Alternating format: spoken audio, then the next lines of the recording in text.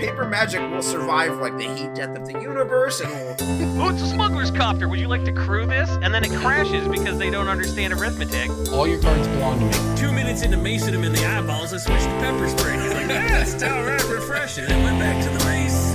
Magic is dying. I'm done. Selling everything. I might be a hoarder. And I yes, don't have the crayons or glue to explain this to you right now. What, are you gonna die twice? Oil will be worthless before magic cards will. well, okay, Dr. Man. That's Mr. Dr. Professor Jason. Did I tell you about the time I showed up to do fucking, what was it, Fast Finance, and I was there for like 2 hours doing a set review, and they're like, just send us your Oh no, is that real? your You Audacity recording. I was like, what's an Audacity recording? You didn't tell me to make an Audacity recording. And they're like, oh, well, We actually sabotaged him from the inside. I guess. That's. And they're like, I mean, well, we'll definitely have to re-record this 2 hours of the podcast. And I was like, cool. I'm not going to do that right now, though. So I'll see you tomorrow. well, Jason, we appreciate you doing your part to make sure that we remain the original, the only, and by default, the best Magic Finance podcasts on the internet. Don't say by default. Do you mean by default? Is that how you like it? Not default? You like default? Don't mention who else is doing it. And welcome in to Brainstorm Brewery, everyone. The original, the one, the only Magic Finance podcast out there. Somehow, despite objectively more stable-brained human beings making finance shows, we are the ones left around. Which I'm trying to think of all the people who have made MTG Finance content over the years. So, and you I'm started trying to stack think of- ranking them? I can think In of terms two of- people with stable yeah. brains, James Chilcott and Doug Lynn. Everybody else completely crazy. Completely nuts. Who's the other who's the other stable person you were thinking of? Medina, Kelly Reed, like who No. has made No, MTG neither of Finance the- content neither over of the years, them. including us, that isn't No. a complete lunatic. No. You can't name anybody. Name a Well- third stable-brained individual in the entire industry. This Arjun, conversation Arjun, has name Ar- one Arjun. prime energy. Arjun. I got one. Arjun, our sponsor, MTGstocks, Jason. Oh. Yeah, okay. That's I had to think for a minute. yeah, exactly. You know, no offense to our Corbin sponsor, deservedly MTGstocks. wearing Offense the football to championship everybody who hat makes because MTG Finance content. You're trash. True. Corbin deservedly wearing the football championship hat because he can successfully hit a punt. Hit a punt. Yeah, Hit a punt. yeah, hit it with your foot. It's the same thing. What is kicking if not hitting persevering? Hitting and kicking is just squares and rectangles. One is true of the other, Yeah. but the other is not true of the other one. It's just a hit with a foot. All right, and now that we're done feeling old, let's talk about something else that'll make you feel old. Do you know what the Rules Committee is? Do you know when the Rules Committee was created? No? Well, then you're normal. Nobody knows when the Rules Committee was created. Nobody knows who's on it. It's like that one Apple TV show called Silo that you've never heard of, but you should watch. It's just this mysterious organization from the before times that was around since before man was created. But it was and- on Apple TV Plus, so no one had heard of this organization. Yeah, they hid in yeah. plain sight by being on a streaming It's- platform that nobody Everyone has. owns. And Yeah, just but like- everyone knows Just Apple. like with Magic, Rules Committee 2 is coming out. Season 2 of Silo is also coming out next month. DJ plugging The things that don't analogy sponsor follows us. through. Well, I hit yeah, that so one with my foot into the goal. That was a nice foot hit. You really hit that punt. that was good. Yeah. Yep. I think where I was going with that before the hitting of the punt was that it's ancient and no one knows anything about it anymore. I don't think most players who play Commander could tell you more than one to maybe two people who are a part of it. The ban If list you- doesn't ever change. Nothing if you ever call it happens. Commander, you're too young to Well, remember that's the also- rules commander. Yeah. Well, that's also probably somewhat true. If you're So- not a 40-year-old curmudgeon saying you will get the letters EDH from like Cold Dead Hands. yeah. If you're Well, any younger than that guy, who's me, you probably don't remember the rules committee because you weren't born in 1994. Right. Well, here's the deal. The Rules Committee has all of Commander to care for. Therefore, they are not dictating the ban list via what CEDH wants. This has, of course, caused lots of consternation over the years, and it has finally happened. A group of people have decided to form what they are calling the CEDH Rules Committee, because we have decided as a community or whatever that Commander as a format will be governed by community and not by Wizards. Therefore, we won't have ban lists coming from Wizards. So, right now, CEDH is played with the current Commander ban list. CEDH tournaments at least one tournament circuit moving forward will be using this ban list curated by a handful of individuals from that circuit and judges and grinders. To add an asterisk to that, as per the recording of this podcast, I do not believe they have settled on a separate ban list. They have announced their intentions to create one based on community feedback and sourcing and data, and then roll it out slowly over the next few months for the use in next year. So there is currently no official announcement as to which cards will be banned or unbanned in the separate CEDH format list. There is, of course, speculation and alleged leaked DMs and such. Oh my god, and you get to see people talking about conflicts of interest. Buyouts, baby. So there is no official announcement list yet, but they have a conflict of interest. Yeah. Yes. So, I mean, look, on the one hand, frankly, I don't know what the answer is, so I don't want to criticize anyone. We don't have to care about this stupid bullshit like drama these people created on their own. But the thing is, Jason, that's all true. It's also true that a lot of people play CDH and like to play that form of Magic. And this is essentially what needed to happen, is that it needed to come from a tournament organizer, right? That's the only thing that really has any heft to it. And I think Sheldon knew some stupid like this would happen, because years ago I was like, just cut the CDH people loose. They're the worst, and they resent having... Like, you're trying to get better from cancer, and you got some guy being like, oh, fucking carcinoma is bad, but Flash is okay. Like, when you're trying to recover, like, it's a thankless job. Just get rid of the worst people in the community. He wouldn't. CEDH people are not the worst people in the community. God, they are. So you got one 17-page email from an outlier. No, I think it's one. I think it's fair. I both understand Jason's point. I think it's fair to say that CEDH as it exists. Let them go be on their own. We CEDH don't have as to it hear them exists. whine about having to like, and he's like, you know, we don't want to fracture the community, and the community fractured itself, and predictably, it's a bunch of dickheads doing a bunch of dickhead drama. So like, that's one way to look at it. That's certainly a strong take. I think it's pretty fair to say that CEDH as it exists on tournament circuits in the year 2025 is not the experience that is what like.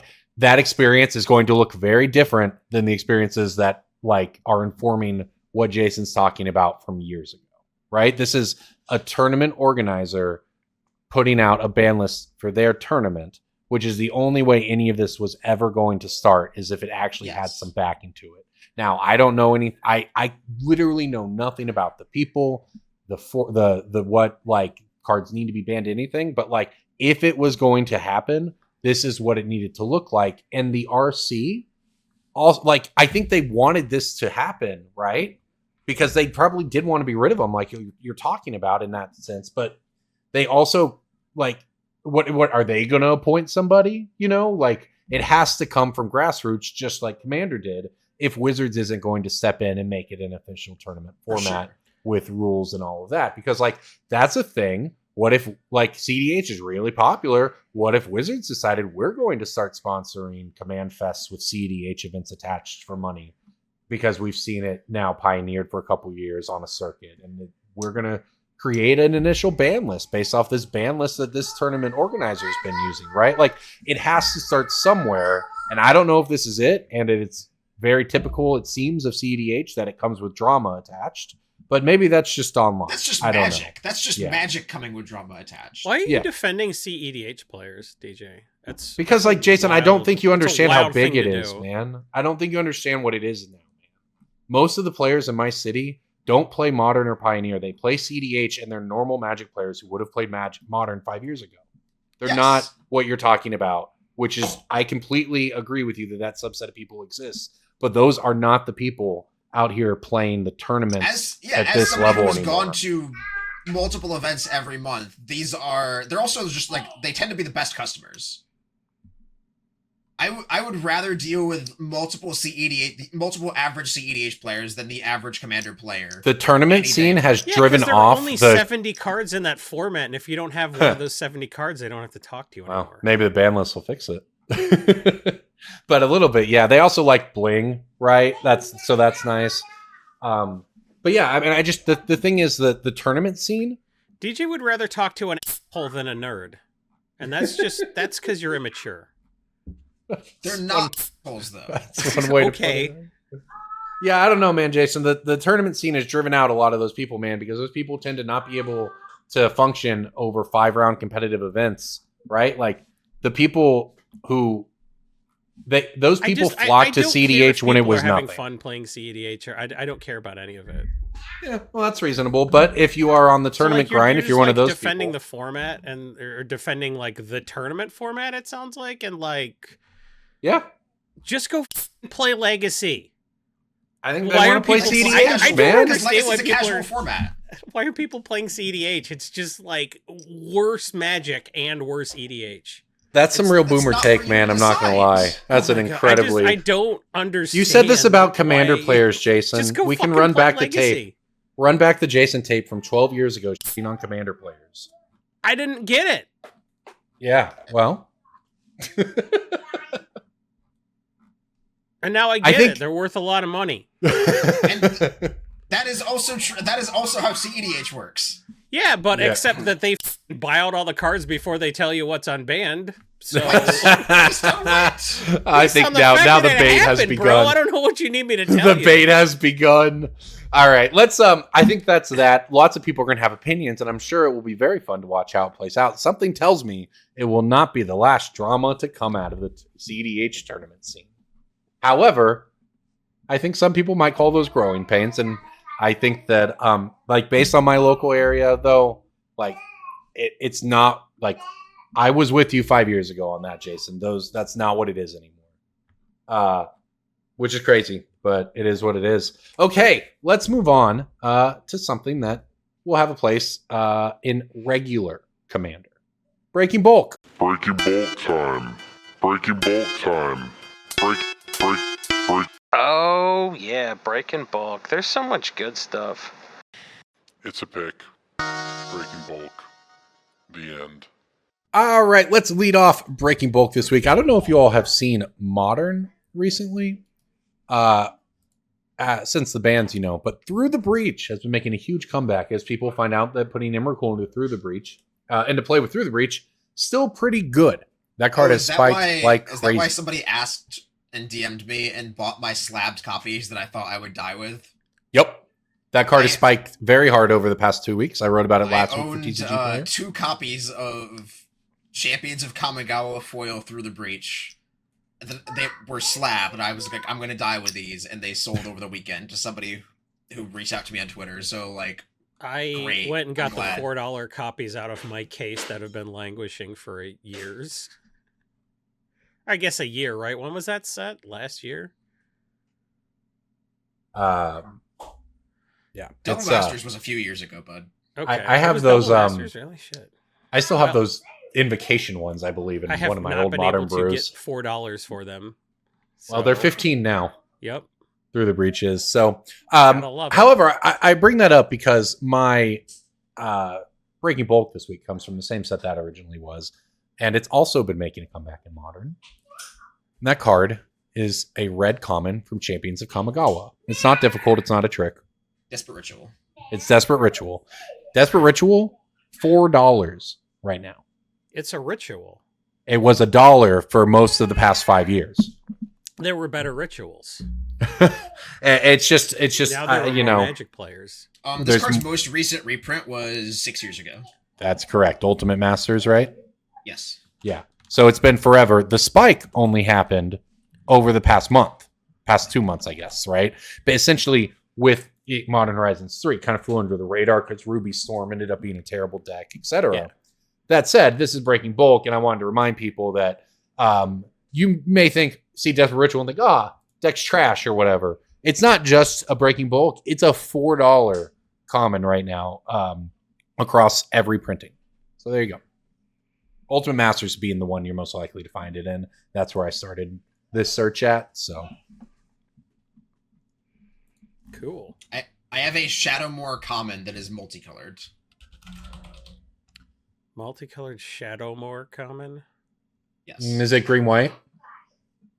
That would tell you the exact card, wouldn't it? Is that the 3/4 vigilance guy?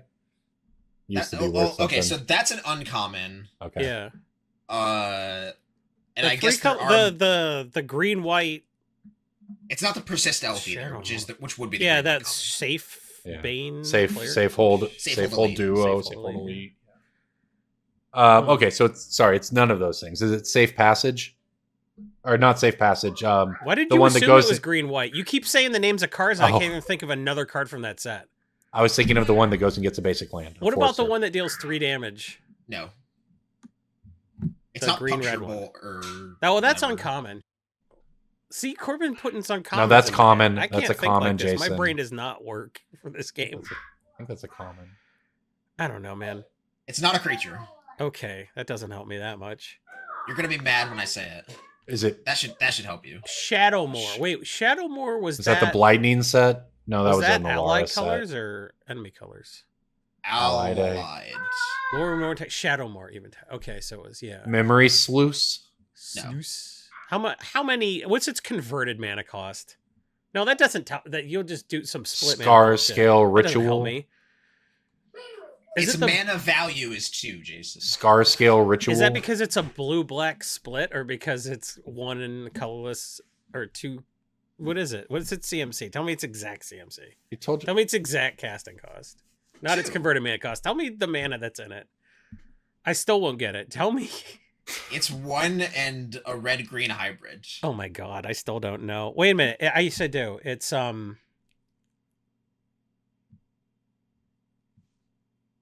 No, I don't know. Boggart Ram Gang.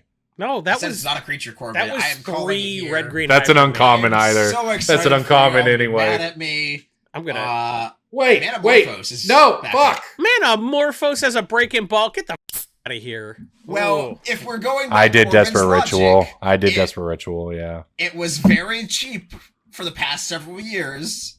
I'll give him that and one. has avoided reprints, just dodging bullets ever since There's no 2019. fucking way that I was he's gonna going do deeper than that. Metamorphose. I was after going Corbin did deeper than Desperate that, Ritual. for There's sure. No way. Funny, actually, this also was only reprinted in Master Sets. DJ's right, $5 card. Metamorphose was very, very cheap as of the past few years. It was. It has spiked with Desperate Ritual back up to 5. I was smiling on my inside so hard when Corbin said Desperate Ritual because I knew this was coming up. And yeah, Metamorphose, famously one of the cards they got Shadowmoor banned originally during the Breaking Bulk game. If you check the Breaking Bulk Hall of Fame history books, Yeah.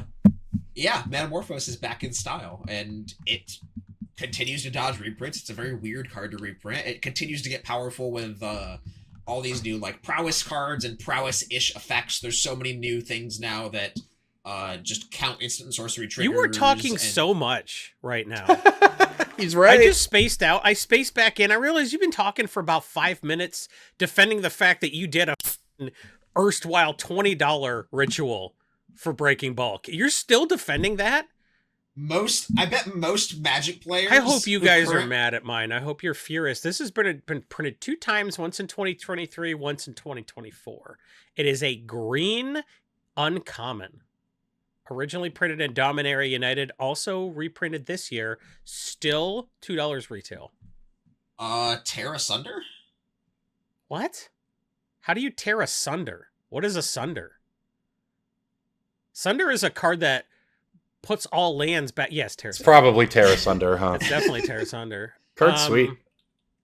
I guess Dominaria United didn't have any good green cards except for this one. This card is a terror sometimes. It just exiles a creature. It's a green card that exiles a creature sometimes.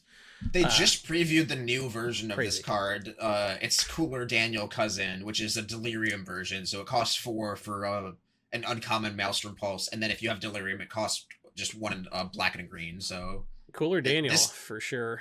This design space being uncommon is a little crazy to a fellow Magic boomer like myself. There you go, everybody. Stop. Break. Don't pick your bulk. If you're someone who sends me bulk, don't pick these. They're trash. Everybody else. Everybody pick the bulk. else. Stop complaining about how expensive Legacy is because the CEDH players took all your Legacy cards or something. I don't know. I'm trying to turn multiple communities against them.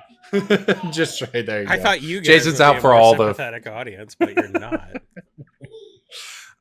Well, remember you can get all of these breaking bulks at our sponsor, MTGstocks.com, the best place to find all of the information for your Magic the Gathering finance and news. You can go into sets and find all of the commons and uncommons worth more than, say, 10 cents, a quarter, 50 cents, whatever you want, just some easy sorting tools. You can also check out the premium side of the website, check out monthly trends, create custom lists to track all of that kind of incredible stuff that are the reasons you know it, you love it. MTG Stocks. All right, moving on to our next segment today. We received some podcast feedback, a question. And you know what? That's why we do this. Most of the time, we think we're shouting into the void. Jason, we go 2 months and we say, does anyone even listen? But then one person messages us on Twitter and says, hey, I listened to the show and had a question. And then we're Does good, this person follow right? me on Twitter? Because if That they don't, I'm feeds- not going to answer. Oh, gosh, I hope so. I'm scared to look, though. What if they don't follow me? Well, Ooh. Brainstorm Brewery has more Twitter followers than me. So that means there are people that follow Brainstorm Brewery and not me. And if that's you, I'm not going to answer your question. This question says, this is following up on last week. You didn't some answer. of the riff that Jason, Cass, and DJ were doing. Yeah, I'm not gonna look. It's safer that way. The question is, I could use some help with a TCG player clarification. I take photos of every card I list. Why shouldn't I include the photos? What was your point on the podcast that it's a waste of time to include photos with listings? I feel like it's reduced any complaints from buyers to 0 about the card quality. Via Chad. Chad, I wasn't here last week. I am, however, happy to let DJ take this one away. So I can fully understand with and empathize with somebody who is more of a backpack or armchair seller who only sells a few cards a month or a few cards a year and wants to list cards on the platform because they're worried about having a negative experience with a customer. Totally empathetic, totally get that. If you are looking to scale in any fashion towards having a larger sort of like business model or having this become more of an income stream, or even just valuing your hourly rate more, which I think more people should do even when they're interacting with this as more of a hobby of like, oh, I just buy and sell cards on the side, you know. I still think targeting your hourly rate and figuring out your time valuation is very, very important. TCG Player has a free PDF available on their website that has very precise and specific grade definitions for like what an actual defect is and how you get to that state and what you should list a card for. Very, very good recommendation for people to read that, even though the average customer will not reading it when going through your stuff.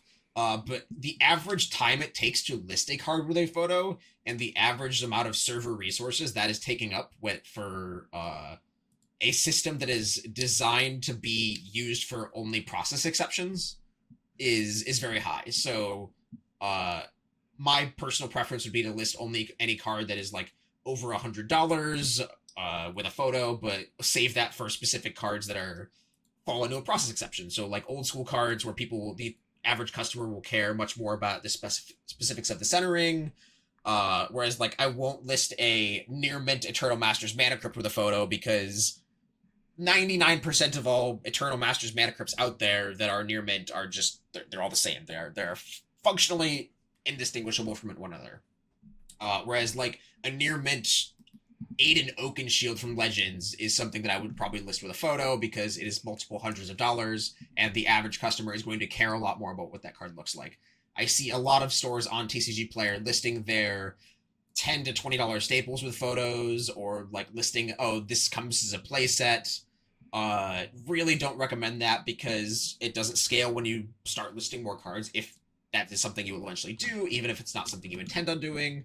And if you do scale any amount and you want to move towards something like the TCG Player Direct program, or even just moving to a different platform, having your inventory be easily exportable as a CSV file goes a long way towards making the sale easier for just any other situation that is not specifically having somebody look at that one card on the TCG Player platform. So nothing with photos can go through direct. If you export your inventory and say, oh, I'm looking to get out of Magic, I'm just going to like click this button on my store, export everything, have somebody who's a larger vendor look at it. If every single card is just a unique photo listing that doesn't work with my data entry, I'm not touching that.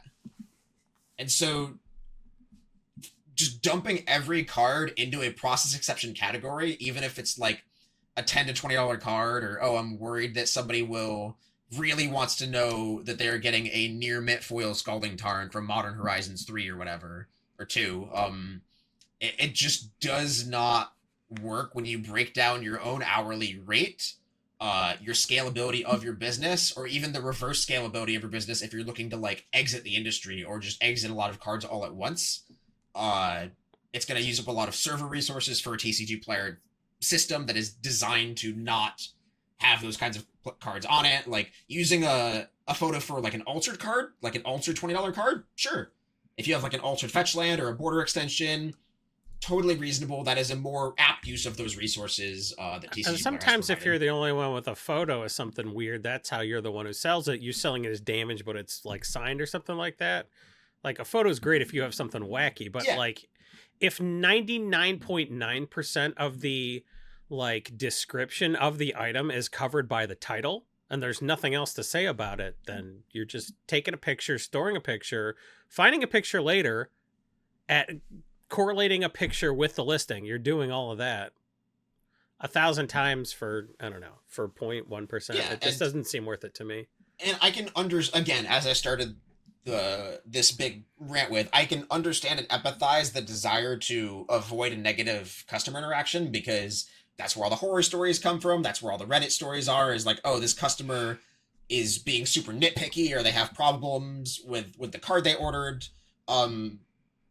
As widespread as those stories are, they are the vast minority in my many years of selling cards. And so trust the system, list your near mint Emeria the Sky Ruin as near mint if you looked at it under a light and it is actually near mint. My default process nowadays is generally just listing most cards as lightly played. Just avoid any of that interaction altogether. Like Jason said, the target customer falls into the batch of like clean card or played card almost all the time.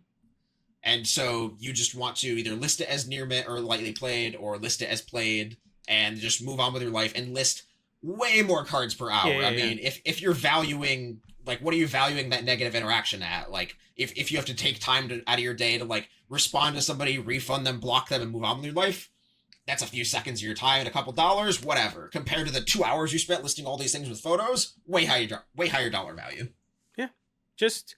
And you know what? When people would complain about card condition, I'd be like, here's a full refund. Keep the card if it's under $5. Right? Yeah. I just don't care. It was like, oh, it got lost in the mail. It might as well have got lost. Well, and that's all very well said and explained. I think that the mail brings up my next point. It feels kind of like insurance, right? To DJ, he's self-insuring because you're doing enough volume that the profit from the rest of them will make up for the 1% that get lost or damaged.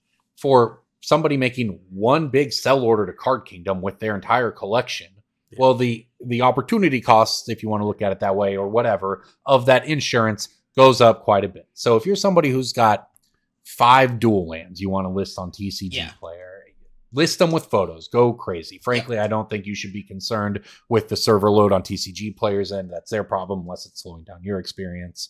But like, I understand from DJ's point, like, if everyone did that, it obviously does have an effect. But like, if you want to list your 10 cards that mean a lot to you because they cost a lot of money with photos, go for it. But if you want to scale bigger, like at some point, just be aware that at some point, be aware that at some point you're going to hit that threshold, right? That's wherever that threshold is for you, but be TCG aware. Player in the first place. was the photograph thing. eBay started getting really strict and enforcing the Yes. photos. Yeah. And I switched to TCG Player overnight. Like, it was just, it added, I was going from listing like 50 items an hour to listing 5 items an hour, some like horrible like that.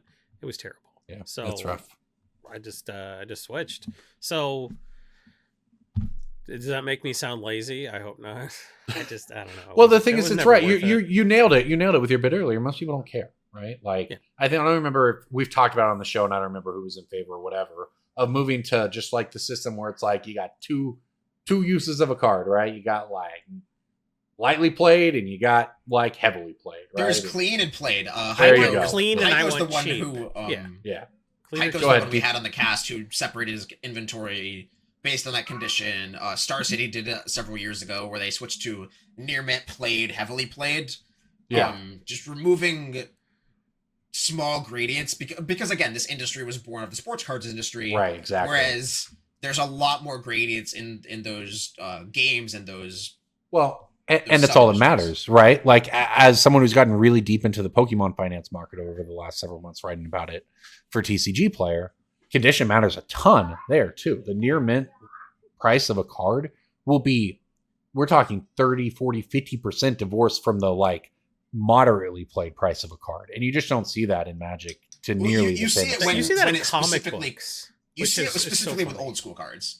Correct. You The don't see it few with Magic format, with, like right? staples, like a near mint LP MP Scalding Tarn from Zendikar, all the same price. Exactly. Can you imagine starting a City of company Traders? where you Pro Mox slabbed Nerding. everything and graded it either like minty, playable, or pretty fuck, bro? Like, it's like, I dude, will I can't believe I also- got a 2. That's a 1. I will also add to Corbin's point, Pokemon buyers in my and all of my industry colleagues' experience, take that as what you will, much pickier when it comes to condition and much more nitpicky and much more fishing for grades and buying near mint copies on TCG Player, almost expecting to refund it or return it if it's not the gem mint 10 that they want. Pokemon is much more a collector's market, and so you do run into that situation over there. So if you are listing more expensive Pokemon cards, I get it more. It still doesn't scale well, but I can understand the logic there because that customer base is much more collectible focused and much more nitpicky with going over their cards with a microscope. Well, and it's interesting. It just shows you how different Magic is, in the sense that the game itself is so popular, right? The playing the game. Yes. Because if you think about when the game was created, we have all these designations for cards because no one could conceive of getting utility out of your rare card that went beyond looking at a nice condition of it and having it, right? The idea that a torn up Scalding Tarn gives me just as much utility as a near mint one because of what I'm doing with it that's why Magic exists, right? It's why all trading card games exist. It fundamentally altered, created a new market, or however you want to look at it, right? But it just shows how much it does Sports matter. cards craze of the 90s. If you remember that was like a real thing. That was a real Yeah. thing that happened. Everybody went absolute buck for sports cards. Yeah, And like, but they had no Beanie utility. Babies. yeah, they had no utility. Beanie Yeah. Babies. Beanie Babies That's all right. the way down. Yeah. This actually- McDonald's toys. This actually segues really well into a topic that I was talking to with Emily, because I was explaining to her why I couldn't really have booths at normal cons. Yeah. Because Magic doesn't do well at normal cons. You can't bring Yeah. Magic like plushies or this sort of like fun little booth style. Whereas with Pokemon, you can lay out all your Pokemon cards. As long as you got a decent variety, a good stack of Pikachus, somebody's gonna walk up Yeah. and want that one, even if they don't play the game. It's really tough to do that with Magic, especially because one of the main reasons you go to Magic cons as a vendor is to buy collections. You want to buy the basement collections. You want to buy I haven't played Modern in 10 years, but I came here with my kid collections. Those are the gold mines that you go there for, but those people don't bring their Magic cards to these local cons. I was You're not considering whether trying to sell like, hey, come on, your 4-year-old would love Death Shadow. No, he's cool. He's a big, scary monster from a nightmare, and when you hurt yourself, he gets stronger. Well, and yeah, what's the point of selling $20? What I've done. What's the point of selling $20 modern staples to someone who just maybe That has guy's heard a of 2020 Magic, now, right? DJ, technically. You know, like that works for Pokemon, because even if someone doesn't play the game, they might care about Pokemon, right? Yeah. But no one really cares about Magic if they don't play Magic. I was going to Magic sucks. I was going to segue that into a thought, which is, what if that is changing or has changed because of Secret Lair and Universes Beyond? That's what I was. That was my. What if we get to the point where you can Just a take large all scale your UB cards to like You can now. Doctor Who You can con already. to get You them could do it right. signed? Yeah, a you could do it large-scale right enough now. Inventory is just like empty the CSVs on your store of all the Universes Beyond stuff and all the pretty looking Secret Lairs, and bring that as a display case to your local anime whatever con, Yep. and then you just you become Pokemon. You just put on the costume of like, oh, all my cards are Jurassic Park stuff, and this is a $30 dress. You Well, can I was sticker it at thinking 30 you if could- TCG's 22. Any con that has the doctors, you could get the doctor to Exactly. sign the doctor card if you have that. Yep. So like John maybe that's John hard to Barrowman. change. John Barrowman is at all of them. The guy who plays. I honestly don't even know if he got a card. John Right. Barrow- was he a Captain Doctor Jack. Who guy? He's Captain Jack Harkness. That guy's name is John Berryman. Barrowman, but yes, and You he's said at. Berryman. Well, if he's from the UK, he says Berryman. Okay. He's at all of the conventions. He was in Oklahoma City this summer. And all I was thinking is if you were at that show and you just set up all your cat secret layers and your Doctor Who secret layers, and now you're going to have whatever stuff from Duskmourn, like your Stranger Things secret layer, like the Stranger Links, those things sealed, you can probably get somewhere too. Maybe you can sell someone on a Doctor Who commander deck. Like I had someone locally call Universes Beyond a fiasco because of the price of the One Ring. They said the Universes Beyond as a concept was a fiasco because of the One Ring. Because it and what did to created a Modern. chase card. Because of what it did to Modern and how they can't reprint it without blah, blah, blah, blah, blah, blah, blah. And Even though I Mark was just- Rosewater posted on Tumblr that week that they can reprint it, and This was actually somebody misreading. We can Well, hand you a One what- Ring when you walk into a Modern event. Well, listen, full disclosure, What are you this was talking someone who probably didn't read that. They simply watched the Pleasant Kenobi video about it, where it was titled "The One Ring Problem," and they came out of the impression the universes were beyond were a fiasco, and they can never reprint the One Ring. And I was like, so obviously, just for context, anyone who knows what Mark Rosewater said is that they have the ability to reprint those cards as an in-universe version at any time. So all the people who were like, Stranger Things sucks, we want a Magic version, so you can pretend the Stranger Things version didn't exist. They could do that with the One Ring tomorrow, and now the One Ring is called whatever, and you can play your One Ring flavored variant if you want, but the card is still the card, right? Whatever. They can do that with it, or they can just, when they have a next agreement, they can just literally reprint the One Ring if they end up with another agreement with the Tolkien, right? Which I think when it comes to something like a modern staple like that, you can probably expect as well. The point is, Universes Beyond is not a fiasco. Universes Beyond is an opportunity to do all of these things in this entirely new market that we're talking about. Also, in what world has this longtime Magic player not seen $100 price tags on 4 of Modern staples before? Like, do we not remember Liliana of the Veil? They're probably not a longtime Magic player. They probably started playing in the last few years, and they watched the Pleasant Kenobi video titled "The One Ring Problem." That kind of person, we should put them on a list. Oh, we're talking about Universes Beyond Stranger Things and the fact that they can do crossovers. Well, Duskmourn is coming. Duskmourn is horror themed. Specifically, they say like 80s horror themed. There's a lot of tie-ins. But it's not like 80s horror. It's like Stranger Things. It's like kind of some mix. Is like, ooh, this is the horror you remember, and it's just like all callbacks and. It's Zoolander 2. No one knows about Zoolander 2, man. It's Zoolander 2. I like horror, so I like this. I doubt it. I like my parents, but if you chop the pieces up and rearrange them, I wouldn't like what you came up with, you know? Same thing. And that's the thing they would do in Duskmourn, because it's just generic enough. I saw some people talking about how they don't like all the horror tropes and I don't like that there's a card called Fear of Missing Out. Horror tropes are fine. Having a card called Fear of Flunking an algebra test? Come on. I hate I gotta be the Chromaticor guy every set.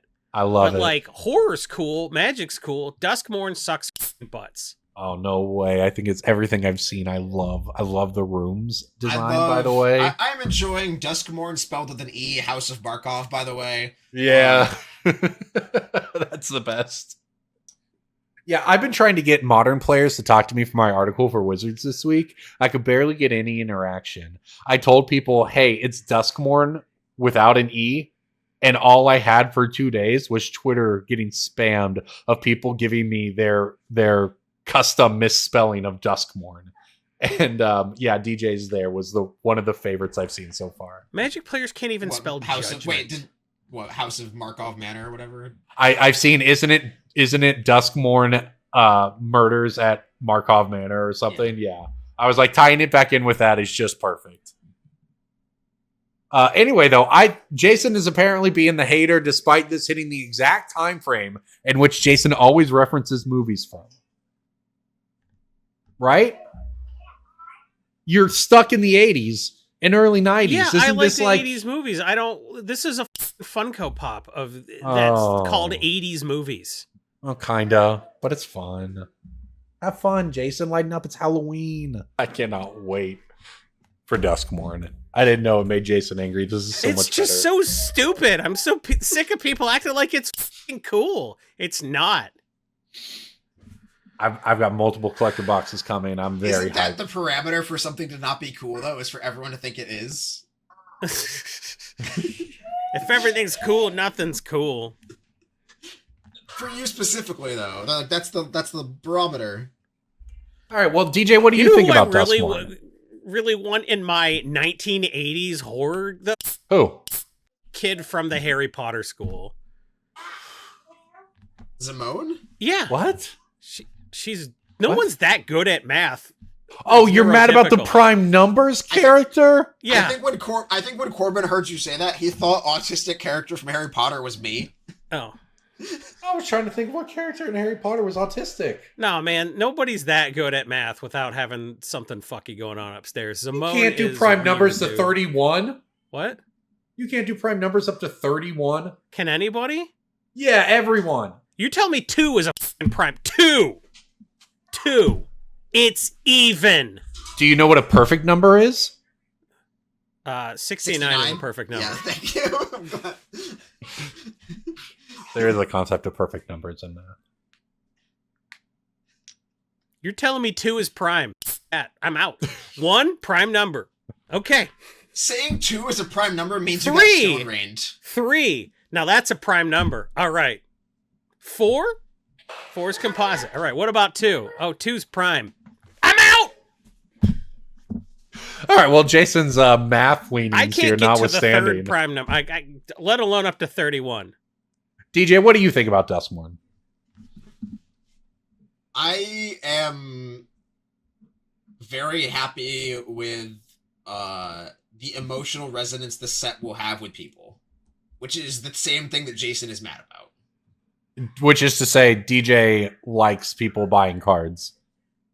I like people buying cards. I like people being emotionally invested in the set, whether that is positively or negatively. I also think that, and this is a recurring trend from the past few years that I'm going to just iterate on again, but I want to take some of these cards that have an uncommon set symbol and show them to somebody who was around for Champions of Coming Out and watch them have a stroke. Yeah, they're pretty nutty. That's for sure. The what is it? The Beetlejuice thing where you play it 3 times and then you do the thing. That card's uncommon, which is nuts. What about the Atlanak, Ghostbusters card? Atlanak, The thrice Ghostbusters? called, Yeah. just uncommon. Hey, Atlanak, the thrice called. They want their joke back. This set not having curses is insane. to So me. stupid. I saw Maybe Reddit quoting Uh-huh. Mark Rosewater as to the reason. What is the Uh, reason? I'm interested. He says he wants this to feel distinct from Innistrad, so therefore Reasonable. we can't use curses, which I is agree. really stupid. No, I agree. It This shouldn't. set- It should be. It should be Innistrad set in the 1980s, right? Well, this is already Innistrad, though. Like, every card in this set is already, like, very reminiscent of Innistrad, except And for that's the why- TVs. Well, that's why they didn't want to overdo it, right? Like, you And know? the no, like, Amonkhet had curses, dude. I don't like that televisions are canon. What? Oh, Televisions are canon in Magic lore now. It's bullshit. Yeah, well, see, this is what We had the reasons I like it are why Jason hates it for We had sure. nine- He hates Those it. were monitors. Okay. Those were futuristic monitors for them to do cool Japanese hacking on. You racist. There's more to Japan than just ninjas. Jason's pick of the week is the Uno reverse card, apparently. I'm so confused. I can What have about- a surprising opinion about anything at a moment's notice. Motherfucker. You know how long I've been doing this podcast? We've got a Meat Hook Massacre 2 on tap, which is kind of sweet. Certainly not as good as the first one, but kind of cool. Which wasn't a meat hook or a massacre. It was a massacre. It got massacred. Okay, sure. It got massacred. It was a in little standard. bit a massacre. But could you hang meat from it? I like the flavor text a lot in this set, and flavor text is something I tend to have strong opinions about. Uh-huh. Any quote from somebody that is former survivor is excellent. Agreed. Like I like that. the quote is, "Don't be a wimp. We'll cover more ground this way." Read former survivor. The This card's name is makes split up. being a ghost sound so tedious. That's the other thing I don't like this.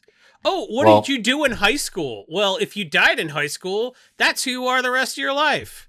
Guess who you were in high school? At school. Every high schooler is at school. So this set says you have to be a hole for eternity, but you got to don't- do high school. I don't think... not to say that magic lore isn't deep, but I don't think it's that deep. So if I You know? died in high school, I wouldn't get to play the PS3 in the afterlife.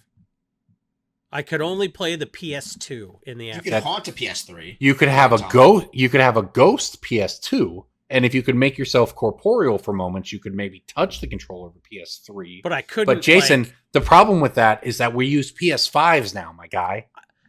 I don't know that. I'm a dead high schooler. I can't leave this house that's set in the 1980s, but only vaguely. And you always will be a dead high schooler with that attitude. If Zamone has a Strixhaven varsity jacket, I swear to God, I'm going to vomit. So I like this. The special guests are cool. They're all horror themed. We got some fun ones in there. Expropriate, Unholy Heat, Phantasmal Image, a reprint of the card Sacrifice, which apparently was in revised. I They've didn't even know it already been like, existed. oh, they're always going to be thematic reprints. Like, you know, they were specific crimes and stuff like that. And here we have lots of haunted house themed stuff like Expropriate. You know how you're in a haunted house and you get to choose between money and time? Like in a haunted, you know, you're in one of those haunted houses where you can get money from the haunted house. You know those haunted Wait, houses? Jason, where you let go me in and cook. you come out with What money about or the end of the- Let younger? me cook. Jason, What are you let me talking cook. about? A mortgage makes a house a haunted house because you have to choose between money and time for the rest of your life. My God, you guys, it's not that deep. There's always someone in the movie who goes for the money when they shouldn't and they die. We've all seen the end of The Mummy. A mummy. Yeah, dude, Benny should have not gone back for the money or we would have made it out and not got eaten by all those scarabs. He had a pencil thin mustache. Okay. You He can't could've let a guy with a squeezed on that, pencil thin could've made mustache it. survive a Could've whole made it. movie. It's I'm- never the- happened. It's thematic. The pencil Okay. thin mustache might as well be a red shirt. We've got the card Sacrifice as one of these. Okay, you First didn't and even know foil. this existed. That hasn't been printed since Revised. It is a uncommon. Black Or sorry, I guess card. maybe originally it was uncommon. In this, it's a special guess. It's a black instant for 1 mana. Sacrifice a creature, add mana of black equal to the creature's mana value. It's actually kind of insane, right? I didn't know this existed. Right? You like It's a sack cool your card, like man. You six- sacrifice. You sack your Hogak, My Hogak. sacrifice. you know? Corbin, Anyway, it's pretty cool. Very much telling on himself that he's never played the card Burnt Offering before. True, never heard of it. It's Burn just a better Offering version of this came card. out a year after Sacrifice. Really? These are very old cards. Burn Offering was Ice Age. Yes, and it's better than this card because it lets you do red or black. All right. Burnt Offering is in fact Burn a 1 black. Sacrifice. Add X-Men. Yeah, no, he's right. It is just Corbin, better. this is like a breaking bulk. Yeah, no, he's right. Burnt Offering is in fact kind of just seems to be a strictly better. Although you can't play Burnt Offering in every deck, DJ. And you can play Sacrifice in every deck. It's haunted house themed, kind of. Burn Offering. right? It's got red in it. I would be like, What do you oh, mean you burn can't offering. play We it? found like got red in it. $100. It's got a red That's symbol in creepy it. versus kill one of your No, it doesn't. friends. Oh, just It has kidding. You can red. play It has the word red on it. Oh. All right, fair enough. Good to know. Maybe I'll play that card. In a mono. I guess it's because I was looking at Gatherer and Rebel. it actually has the pip, so I just. I mean, saw it that at might a be glance. true, but if somebody tells me I can't play Burnt Offering in a mono red deck, I'm gonna tell them to look at my magic card and to point to where the red magic symbol is. You mean mono black? But yeah, I gotcha. It was funnier when he said mono red. I'm just so everyone, I understand. Make sure everyone understands. You tell me I can't play this black card in my mono red deck. Okay, how about I saw some people saying the new land cycle. So if you think about the lands like this, if you think about the colors in Magic as Wooburg, right, which is how Wizards orders it, white, blue, black, red, green. What each of the new rare land cycle does is it comes into play untapped, and it adds mana of, say, any given color. If you then think to the right on that color wheel, it can add that if you control the relevant things. So the white one can add blue if you have a Islander or Plains. The blue one can add black, black, red, red, green, green, white. Just if you want an easy way to remember how they're going to work. With that said, what do y'all think about them? I saw some people saying they could be modern playable because they give you access to a second color, but almost always come into play untapped for your main color. Say like in a Gruul deck that just splashes a little bit of green. It might be better than a fetch land mana base. I am very impressed by their ability to constantly find new amalgamations of just words that reference the color pie. Yeah. Like, oh, we need a blue-white one. Let's look at the fridge magnets real quick. Flood plus farm. Got it. Did Flood we use farm Verge. Burnmeyer, Blazemeyer. Sure, ship it. Blazemeyer Verge, yep. These are the Verges, by the way, is how they all are Verges. This is how J.K. Rowling names people. Bloom Lake, Thornspire, and Hushwood are the others. All right, everybody, it's time for your favorite part of the end of the episode where we do Pick of the Week. Pick of the week, pick of the week, pick of the week. Time for the pick of the week. Except Jason, he has boycotted this week. But DJ and I are here, unless... What? Why did I boycott? I don't know, because a minute ago I said it's time to do Pick of the Week, and you said no. Well, I don't want to. We're gonna. Me not wanting to move to the next segment doesn't stop us from moving That's to the why next he's segment. here, Corbin, is to drag him kicking and screaming. I have no control All right, you're right. over whether we don't move on to a new You're segment, right, and that is... except by the filibuster, That's right. which I'm doing now. So I guess, yeah, technically we haven't moved on to the segment because I haven't allowed it, but like as soon as I stop talking, we're My gone, Pick of the Week is so- Harvester of Misery. Harvester of Mystery. Harvester of Misery. It is a mythic from the Big Score. You said mystery. Outlaws of Thunder Junction. This has climbed up to $5 from $3 over the past 2 weeks. It's getting good playing standard. It's just a nice removal spell that also becomes a board wipe against the aggro decks later on at a reasonable rate. So Harvester of Mystery. Now. Harvester of Misery at $5, looking real good. I'm gonna Because make people are playing standard. That's the point, right? Like I'm seeing standard prices. Are they? Standard prices are moving, so people aren't playing it. They're buying the cards. This and it's the card's same pretty thing. fucking legit, honestly. No, it's very good. And it's not even from the real set. It's from Yeah. the vault, the loot vault bullshit. No, it's from the Big Score. The Big Score. I've got a CEDH pick that's gonna make Jason. Oh, sure, of course you do. Let's hear it. Is it a card that we don't know is unbanned yet? I do want to see if you guys can guess it though. I'm gonna breaking bulk this one. Oh, get the out of here. This is a Avacyn restored red card with no reprints. Is it Battle the him. top deck fireball thing? Top deck. Blaze- It's not Bonfire Blaze- of the Damned. It's not Battle. Blaze at the stake. Corbin is getting closer. He's getting warmer. Burn at the stake? Burn at the stake. That's what it is. You're getting warmer. But it's So is the person Yeah, on the literally and stake. figuratively, you're getting warmer. Is it Malignus? No. what is it? I'm confused. Is it Burning Inquiry? That's not. No, that was Avacyn Innistrad. restored. It's probably going up too because getting Hollow closer. One's back in Modern. I don't like this Infernal game. Plunge is a common. Yeah, I played that card. Avacyn restored. That's I played out of that card. that's a ritual. Yeah. Yep. You mother. That's why you made me guess it, because it's a ritual. You son of a. Turns out you can't have a surprising opinion about this. This was very expected, but Infernal Plunge is a sorcery speed red dark ritual that requires you to sacrifice a creature. It is played in CEDH because playing red gives you access to the little kobold guy that's free. Yep. The free commander, so you just play your commander, then immediately just play a red dark ritual. This card has climbed from a whopping 12 cents to a 35 cents over the past couple years, which I know is not much, but the foils of this are actually already worth $13, which means there is a lot of demand for this card. And so, if this is the kind of card where if there was a significant spike in demand, I think you could see foils go up a lot. So foils of this at like 10 to 13, I feel like are pretty good, albeit a little risky. If it gets like hit with a secret layer reprint, you are feeling a little sad. But I mean, if Sacrifice can go 20 something years without a reprint, then Infernal Plunge can certainly match that. You know how sometimes you're in a haunted house and you feel like an internal plunge? They could have put it in this set. It makes about as much sense as Expropriate does. One of my first ever Mighty Modern decks that really hit it big was Mono Red Token Storm, Infernal Plunging Young Pyromancer tokens, so that I could then battle him and burn at the stake. So yeah, love this one. Making tokens is fun. Yeah. I remember using Goblin Gavelineer and what was that? Kuldotha Outburst or whatever. You sack an artifact to get like a bunch of little gobos. That's That great. was fun. All right, Jason, what are you looking at this week?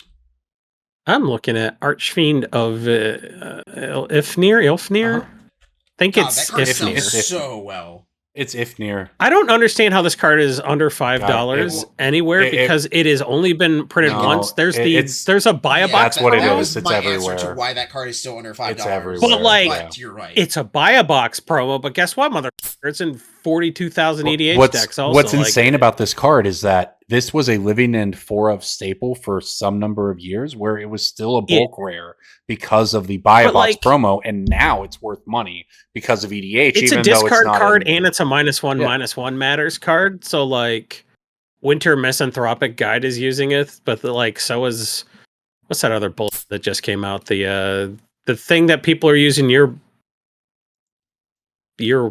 pick for, the mono black that Winter with its midnight, the fucking owl, the owl. Oh no, the owl Bloomburrow card.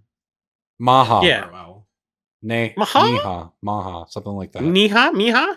It's Night or something. It's Feathers. It doesn't make any sense. The name doesn't make any sense. It looks like some chick's tattoo. I remember that from Reddit. I just don't understand why. There's somebody's like, I've had this card's art tattooed on me for years. That's Corbin, weird, why do you right? not understand this? What is It's Feathers Knights? Like, what is that? It's Feathers. Its night, feathers like, are as in black. Its feathers are night, like as in like its wings. Yeah, maybe black, its feathers wings bring the night. night. Its wings are night. Yeah, I guess like that makes its sense. wings are the essence of night. It just they cut Sure. the. Understood. Interesting. Okay, well, the more you know. Today, anyway, I think Archfiend of Ifnir is nuts. And when DJ was talking at one point tonight, my eyes glazed over a little bit, so I went over to Cardsphere, and I've already got somebody eager to send me a bunch of those buy a box promos. This card is very There you good. go. It always sells very, very. Because they're trash, but joke's on him because $2 is a fine price to pay for a buy a box promo. It's old. Archfiend goes in Winter Misanthropic Guide, and Winter Misanthropic Guide looks like how every Magic player sees themselves. So, like, I think it's going to be a popular commander. It's not going to be as popular as that Balloon Pervert, but like, what can you do? That's funny. Okay. Well, there you go. I believe that does it. All of our picks of the week found via MTGstocks, where you can go to look at how they have performed and where they are headed.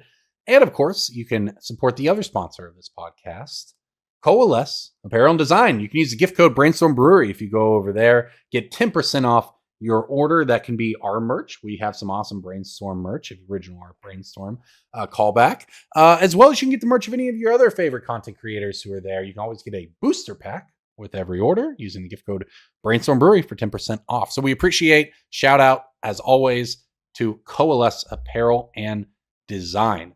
Now, DJ, we were talking earlier. You've been pretty busy. You were at events. You've got events. What do you have coming up over the next month or so? This weekend, I will be at SCG Con Tampa if you are in the area. It is some big Flesh and Blood event, but there will also be Magic the Gathering events at SCG Con Tampa. Next month, I will be at SCG Con DC, which is the regional championship, which I expect to be a very big event, and is at the Dulles Expo Center for anybody who is looking for food options. At Cass on Twitter, ask her, and she will be preparing some crazy, awesome food list. I will be at SCG Con Vegas after DC, then Columbus, then Eternal Weekend in November in Pittsburgh. Yeah, you got a busy schedule. Also in October, I will be at CubeCon in Madison. This is the actual important one. I will be at CubeCon in Madison, and I'll be driving the entire 14-ish hours all the way up to lovely Wisconsin, and I'll be buying cards all the way from Syracuse to Wisconsin. So if you're anywhere on that strip of I-90 or anywhere near it, hit me up. I'm making a buying trip on the way up and back. So road trip. DM me if you have Magic cards you would like to toss in my sorting machine and get paid for.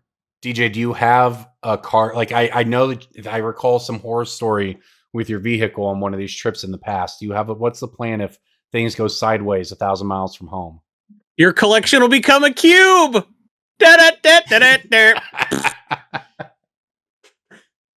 Anyway, let's wish DJ car luck. But no, seriously, like, do you consider, like, do you have enough? Do you expect to just load the car down? Like, is the limit on what you buy when you can't carry more in the car? No, then we start mailing things back home. Okay. Just checking in what DJ's got planned for this big road trip. Or if I happen to buy another store, I will rent a U-Haul, which I've done in the past. There you go. All right. Well, that's what DJ's up to. I'm chilling at home. I got Worlds coming up here in a couple months, or I guess now a month. But hey, enjoying the time at home. Jason, what about you? You getting out to any events over the next couple months? Yeah, but I'm not going to tell people which ones because people Safer will that kill way. me. That's good not doxing yourself, Jason. Oh, yeah. Let me tell you exactly where I'll be in a list of my fears. That if you see me, it'll be a surprise. What if, a list of surprise encounters with Jason are my fear. So that's going to be. Yeah, I'll be wearing a tracksuit. You'll be surprised.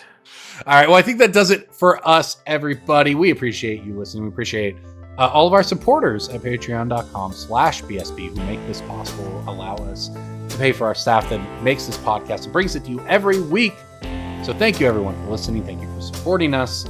Brainstorm Brewery here. We'll see you next week.